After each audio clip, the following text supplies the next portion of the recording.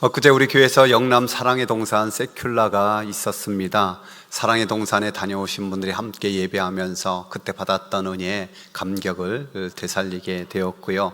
또 간증과 축하 공연도 있었고 행운권도 풍성하여서 다 기쁨의 잔치가 되었습니다. 저는 특별히 간증의 은혜를 받았는데요. 이 사천 실안교회를 섬기는 정수천 은퇴 장로님께서 구수한 사투리로 간증을 하셨습니다. 젊은 시절 사업이 잘 되다가 그만 한 25년 전에 큰 부도를 맞아서, 그게 아마 IMF 같아요.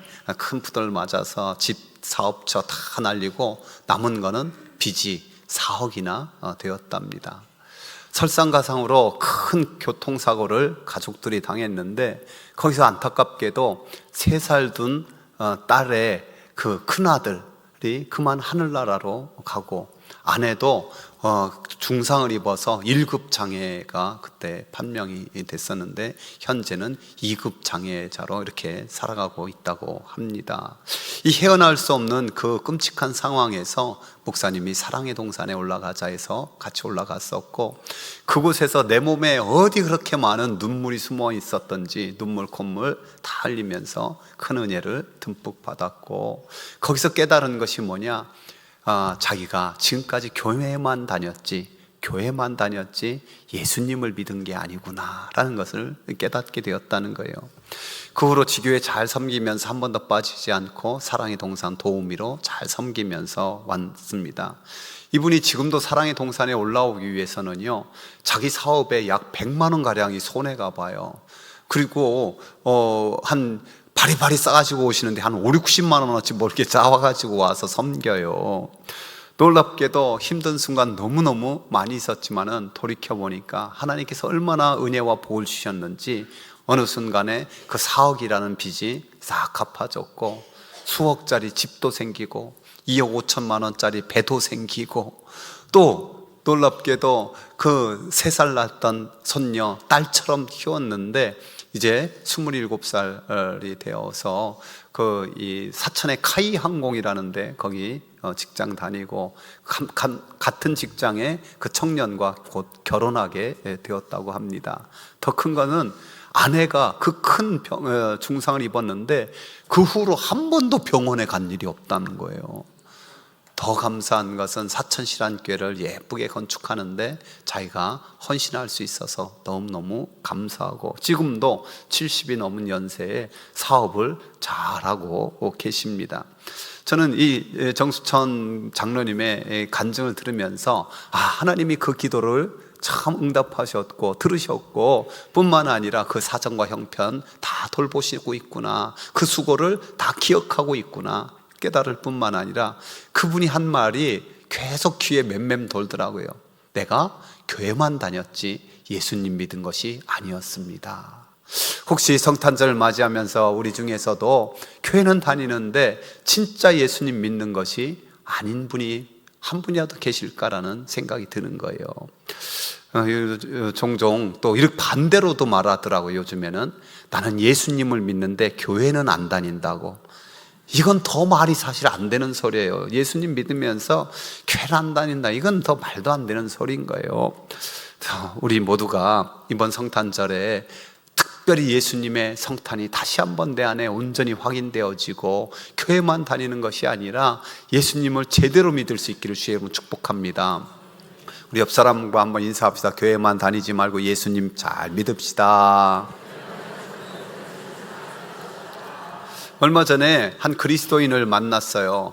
그분이 지난 성탄절에 누가 강아지 2마리를 자기에게 선물해 주어서 성탄절에 선물 받아서 하나는 크리스, 하나는 마스라고 이름을 지었대요. 그런데 얼마 전에 마스가 그냥 죽어가지고 너무너무 가슴이 아팠다고. 근데 제가 그 말을 듣고 속으로 깜짝 놀랐어요. 그리고 그분과 헤어지고 나서 제가 전화를 드렸어요. 제가 마음에 걸려서 그러는데 강아지 이름 좀 바꾸라고, 크리스라고 하지 말고 어차피 옛날에는 멜이라고 제일 많이 했으니까 멜이라고 바꾸라고.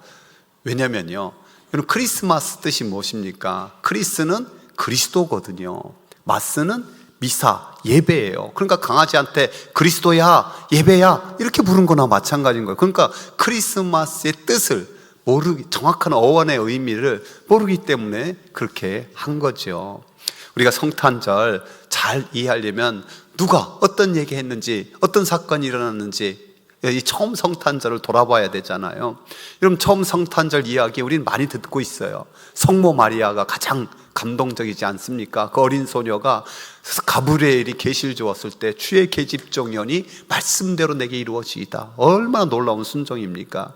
거기에다가 그렇지만 무서워서 엘리사벳 집으로 피신하고 또 나중에 남편 요셉과 함께 그 먼 길을 걸어가서 그 베들레헴 떡집에서 아기를 낳아 구유에 누인 사건. 그 남편 요셉도 정혼한 사이, 법적으로는 이미 부부예요. 그러나 함께 살지 않았던 그 시기에 임신했다는 소식이 얼마나 황당했어요. 그러나 그 역시 가브리엘 천사를 통해서 계시를 받았고, 그 후로는 남편으로서, 아버지로서 역할을 묵묵하게 감당한 이 귀한 선물. 또한 목자들의 찬송이 얼마나 놀라웠습니까? 천군 천사가 목자들에 나타나서 지극히 높은 곳에서는 하나님께 영광이요, 땅에서는 기뻐하심을 입은 사람들 중에 평화로다. 너무너무 감격스럽고, 동방박사들 그 멀리서 와가지고 황금과 유향과 모략, 이것은 예수님이 왕입니다. 예수님이야말로 속죄 제물로 하나님의 어린 양입니다. 예수님이야말로 대제사장입니다. 이것을 증거하기에 충분한 예물이었고요. 또 그 성전에서 주님 오시길 기다렸던 시므온 할아버지의 그 놀라운 찬송, 또 안나 할머니의 그 예수님에 대한 증언들, 이 모든 것들이 성탄의 감사와 감격, 우리에게 충분히 소식을 전해주는데요. 이러면서 이 모든 사람들의 얘기를 들으면서 우리 마음속에 이런 질문도 생길 수 있어요. 혹시 예수님께서 직접 하신 말씀은 없을까? 예수님께서 하늘을 보좌를 버리고 이 땅에 오시면서 직접 하신 말씀은 없을까? 성경에 시편 40편이 다윗의 이불을 통하여서 전해진 계시의 말씀이라고 학자들은 주장해요. 그리고 그 시편 40편을 오늘 히브리서 10장에서 많이 인용하면서 말씀하고 있어요. 여러분, 5절에 보면은 이렇게 시작해요. 그러므로 주께서 세상에 임하실 때 이르시되, 주께서 세상에 임하실 때 하신 말씀이 오늘 본문에 있는 거예요. 여러분, 예수님께서 직접 하신 말씀이 무엇일까요? 그것은 아버지의 뜻을 이루기 위해서 죽기 위해 왔다는 거예요. 이 세상의 모든 부모나 할아버지 할머니는 자녀 손에 대한 소원이 있어요. 첫 번째가 뭡니까? 건강하게 잘 자라는 거죠. 개구장이어도 좋다, 건강하게만 자라다오, 이게 소원이잖아요. 또 지혜와 명철이 있기를 원해요. 이 땅에서 자기의 꿈을 잘 이루고 중요한 역할을 하는 사람 되기를 우리는 바라지요. 또한 우리는 좋은 만남이 있기를 원해요. 좋은 친구들도 만나고, 좋은 선생님들도 만나고, 좋은 배우자 만나고, 좋은 동역자들 만나서, 또한 자기도 좋은 사람 되어서 선한 영향력을 미치기를 기도하지요. 이것은 이 세상의 모든 사람과 같은 소원이에요. 여기 우리는 한 가지 더 중요한 소원이 있잖아요. 우리 자녀손들이 신실하고 진실한 그리스도인이 되는 것, 신실하고 진실한 그리스도인으로 되어 사는 것. 이 세상은 점점 주님 다시 오실 징조들이 차고 넘쳐요. 점점 악해져 가고, 점점 참으로 이 말로 형용하기 못할 그런 것들이 드러나고 있어요. 이 세상 가운데서 시험에 들지 않고 악에 빠지지 않기를 우리는 기도하고 있습니다. 그렇다고 해서 세상을 떠나는 것이 아니라 이 세상 한복판에 살면서 그리스도인으로서 신실한 청지기로서 살아가기를 간절히 소망하죠. 무엇보다도 하나님을 온전히 예배하며 그리스도를 닮으며 그리스도의 향기 나는, 그래서 그리스도를 섬기기를 간절히 소망합니다. 이 모든 것을 한마디로 표현하면 예수님 잘 믿고 또 잘 살기도 원하는 거죠. 이 세상의 모든 아기들은 그런 소망이 있는데 예수님은 다릅니다. 오늘 주님은 하나님의 뜻을 행하러 왔다라고 선포하는데, 그 하나님의 뜻이 무엇입니까? 전 인류를 구원하기 위한 하나님의 뜻, 그것은 바로 예수 그리스도를 십자가에 못 박혀 죽이겠다라는 뜻이에요. 그러니까 예수님이 오신 목적은 단순해요. 죽기 위해서 온 거예요. 이 세상의 모든 아기는 살기 위해서 오는데 예수님은 죽기 위해서 온 거예요. 즉 하나님 뜻대로 우리를 위해서 죽을 수 있는 육체를 입고 오신 것이 성육신인 거예요. 그러니까 예수님은 죽기 위해 성육신 하셨습니다. 히브리서 10장은 예수님께서 오시기 전에 행한 구약의 율법과 제사에 대해서 말씀하고 있어요. 율법이 뭐라고 정의를 내립니까? 그림자라는 거예요. 참된 형상, 즉 예수님이 오시 전까지 잠시 보여주는 그림자. 제사도 마찬가지죠. 해마다 드리는 희생 제사가 죄를 없애버리는 것이 아니라 기억하게 하는 정도밖에 못한다는 거예요. 그래서 확실하게 이렇게 선포하고 있습니다. 이는 황소와 염소의 피가 능히 죄를 없이 하지 못함이라. 그래서 번제와 속죄제를 원하지 아니하시고 기뻐하지 않는다고까지 말씀하고 계시죠. 이어서 하시는 말씀 우리 함께 읽어봅시다. 그 후에 말씀하시기를 보시옵소서 내가 하나님의 뜻을 행하러 왔나이다 하셨으니 그 첫째 것을 폐하심은 둘째 것을 세우려 하심이라. 이 뜻을 따라 예수 그리스도의 몸을 단번에 들이심으로 말미암아 우리가 거룩함을 얻었노라. 하나님의 뜻을 위해서 이 땅에 오셨는데 그 뜻은 인류를 구원하시기 위해서 자신의 몸을 단번에 드려야 하는, 즉 죽어야 하는 것이었어요. 다시 말씀드립니다. 이 땅의 모든 아기는 살기 위해 태어나지만 놀랍게도 예수님은 죽기 위해 영원하신 하나님의 아들이 우리를 구원하시기 위해서 죽을 수 있는 육체를 입은 사건이 성탄입니다. 그래서 주님은 공생애 가운데 종종 당신의 오신 목적을 선포했어요. 인자가 온 것은 섬김을 받으려 함이 아니라 도리어 섬기려 하고 자기 목숨을 많은 사람의 대속물로 주려 함이라. 목숨을 대속물로 주기 위해서 죽어야 된다는 거예요. 주님께서는 그래서 십자가를 앞두고는 이런 선포를 했어요. 함께 읽어봅시다. 예수께서 대답하여 이르시되 인자가 영광을 얻을 때가 왔도다. 내가 진실로 진실로 너희에게 이르노니 한 알의 밀이 땅에 떨어져 죽지 아니하면 한 알 그대로 있고 죽으면 많은 열매를 맺느니라. 하나님의 뜻을 이루는 것이 십자가였기 때문에 그 십자가 가까웠을 때 내가 온 목적을 이루는 영광을 얻을 때가 왔다. 영광을 얻을 때가 왔다고 하시면서 바로 한 알의 밀알이 되어서 죽는다. 죽으면 많은 열매를 맺는다. 그 열매들이 오늘 저와 여러분인 줄 믿습니다. 우리 옆사람 한번 축복합시다. 주님의 열매가 우리들입니다. 너무나 감격스럽잖아요. 우리도 주와 함께 죽어서 열매 맺기를 원합니다. 인사도 해봅시다. 우리도 주와 함께 죽어 열매 맺읍시다. 예수님이 직접 하신 말씀은요, 나는 하나님의 뜻을 이루기 위해서 죽기 위해 왔다는 거예요. 그리고 하나님의 뜻을 이루기에 가장 적합한 몸으로 오셨다라는 거예요. 요즘 다음 세대를 보면 안타까워요. 제가 종종 물어보거든요. 너는 꿈이 뭐니? 그러면은 모르겠어요. 이 대답이 제일 많고요. 심지어는 없어요 하는 대답도 참 많아요.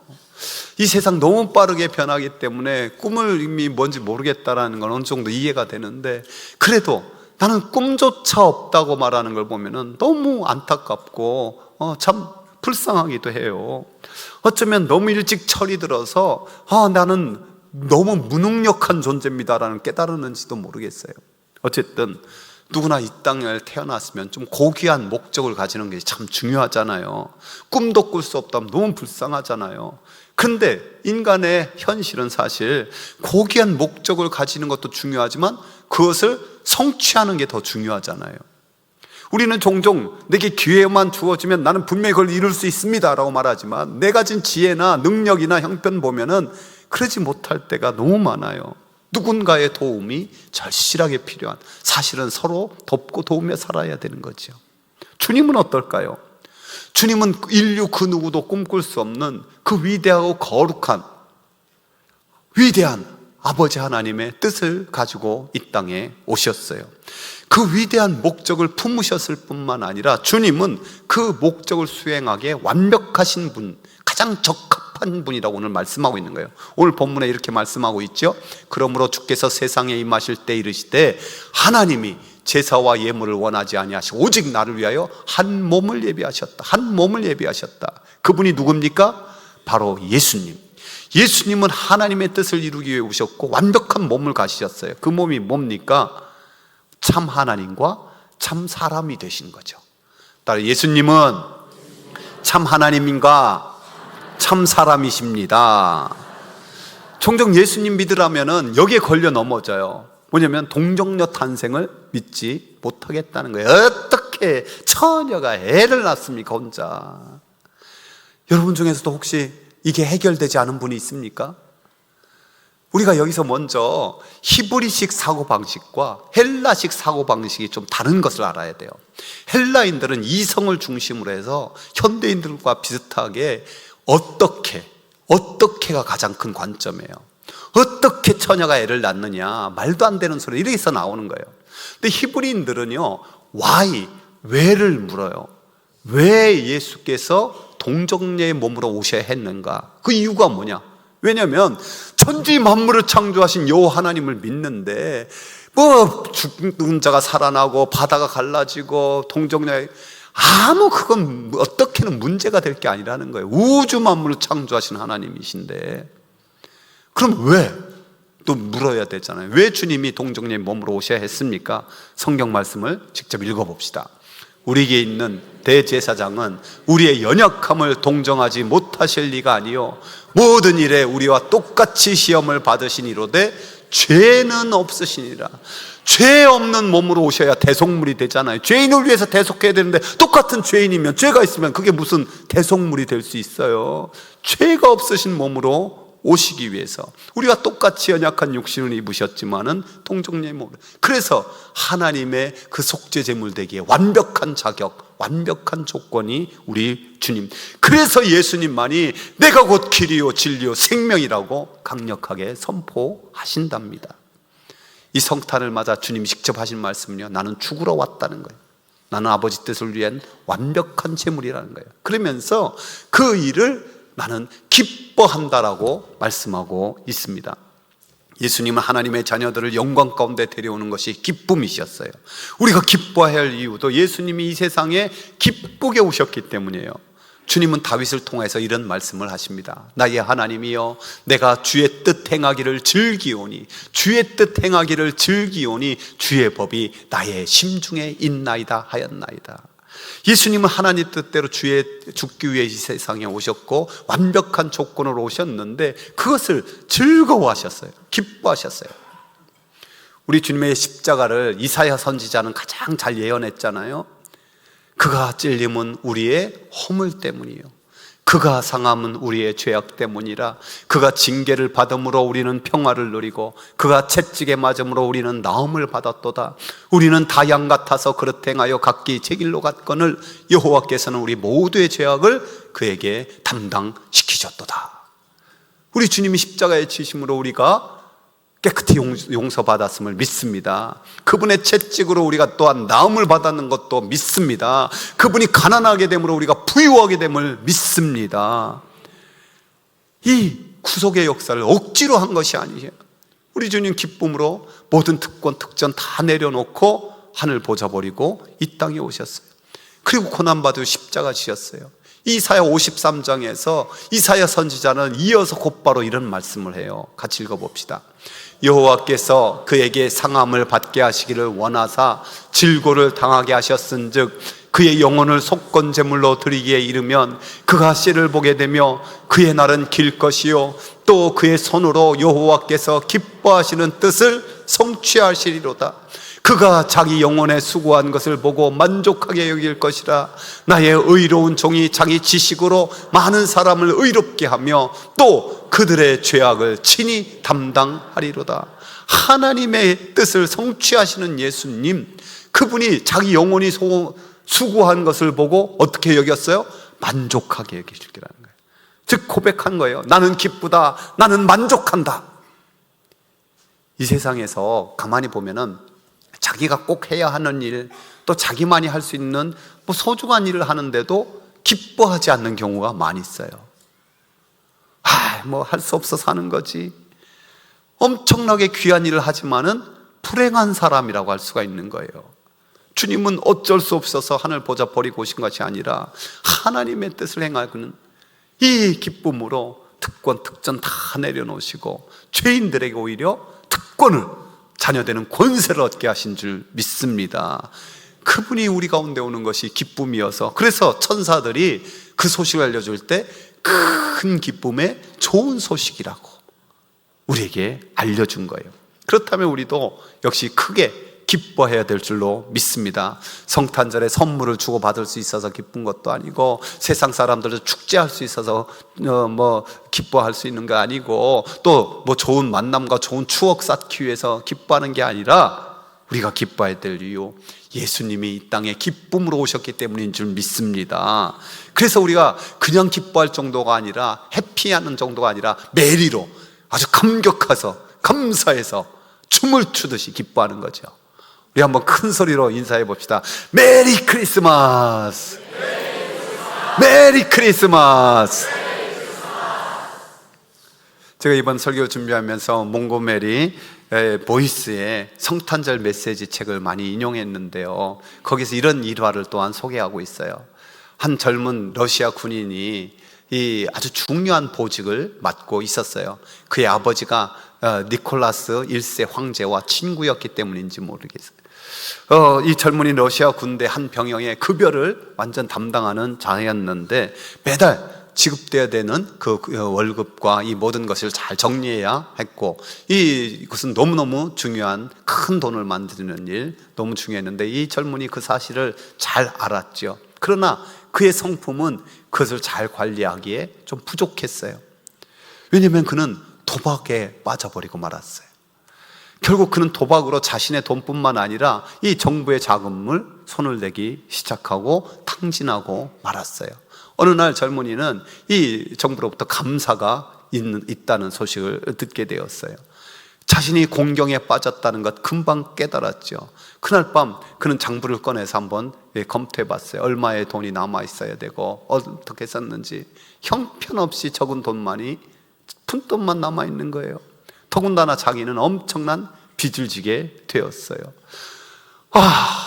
그 모든 것 합산해서 자기가 지금 정부의 돈과 자기가 빚진 거 다 합하니까 어마어마한 돈이 되는 거예요. 그 돈을 다 계산해서 놓고 맨 밑에 푸념조로 한마디 썼어요. 이 엄청난 빚을 누가 갚을 수 있는가? 이 엄청난 빚을 누가 갚을 수 있는가? 너무 좌절하고 절망하여서 그는 못된 생각을 했어요. 권총을 들어 테이블에 놓고 고민하다가, 그래도 자정이 돼서 내가 이 결심을 옮겨야 되겠다 해서 자정이 되길 기다리다 그만 깜빡 졸기 시작하고 잠에 빠져들었어요. 근데 그때 니콜라스 1세 황제가 가끔 순시를 했는데, 그날도 잠이 오지 않았는지 밤에 순시하다가 불 켜진 방을 보게 된 거예요. 그래서 들어가 보니까 자기가 아는 젊은이에요. 근데 푹 숙여 자고 있고 그 옆에 회계장부가 있는데 몇 장 들춰보니까 이게 난리가 난 거예요. 그래서 이놈이 이거 당장 그냥 체포해서 처벌해야겠다고 부르려고 하는데, 맨 끝에 그가 쓴 글귀가 하나 보이는 거예요. 누가 이 엄청난 빚을 갚을 수 있는가? 그 말을 읽고 이분이 갑자기 불쌍히 여기고 긍휼히 여기는 넓은 아량의 마음이 드는 거예요. 그래서 그 밑에 한 줄 쓰고 조용히 나왔어요. 얼마나 지났을까? 이 청년이 벌떡 깨고 보니까 벌써 자정이 훨씬 넘은 거예요. 내가 내 시간에 맞춰 죽지도 못하는 이 바보구나 그러면서 다시 죽으려 하다가 그 앞에 있는 회계장부 보니까 자기가 쓴 누가 이 엄청난 빚을 갚을 수 있을까에 한마디 더 있는 거예요. 나는 분명히 그밖에 못 썼는데 가만히 보니까 거기에는 무슨 글자가 있었느냐? 니콜라스 황제 이름이 있는 거예요. 그래서 이게 웬일인가 해가지고 깜짝 놀라서, 황제가 왔다 갔다 한 말인가, 이게 진짜 황제일까 해가지고 지난 장부를 보면서 황제 사인과 대조해 봤어요. 그랬더니 진짜 황제 사인인 거예요. 야, 황제께서 내가 잠들었을 때 다녀갔구나. 분명히 장부를 보아 모든 것 사실을 알았을 텐데 나를 불쌍히 여겨서, 아니 아버지를 생각해서 나를 용서해 주구나. 용서받았다는 확신과 함께 다시 기회를 얻었다는 생각에 그는 편안하게 잠들 수 있었고, 다음날 아침 한 병사가 그 모든 걸 채워서 다시 원상태로 회복시켰어요. 여러분, 누가 이 젊은이를 용서할 수 있고 누가 그 빚을 갚아줄 수 있었습니까? 황제뿐이었죠. 황제는 또 갚을 능력이 충분했고 실제로 그렇게 했어요. 이제 여러분에게 질문합니다. 누가 우리의 죄를 용서할 수 있고 누가 우리를 하나님 자녀 되게 할 수 있습니까? 예수 그리스도. 그렇습니다. 나를 대신하여 죽기 위해서 하늘 보좌 버리고 오신 예수 그리스도. 그래서 마땅한 제물이 되기 위해서 동정녀의 몸으로 나시고 그 십자가에 달리기를 기뻐하기까지 하신 예수 그리스도만이 하실 수 있음을 믿습니다. 사랑하는 성도 여러분, 2024년 성탄절을 맞이하면서 저와 여러분이 예수님이 직접 말씀하신 의미를 제대로 깨닫고 저와 여러분의 심령에 진정한 성탄이 다시 한번 감격적으로 일어나고 확인될 수 있기를 원합니다. 또 사랑하는 우리 가족들 중에 아직 이 성탄의 참된 의미를 모르고 성탄이 일어나지 않았다면 진정한 성탄이 일어날 수 있기를 간절히 소망합니다. 우리 주신 말씀 생각하면서 우리 한번 찬양을 드립시다.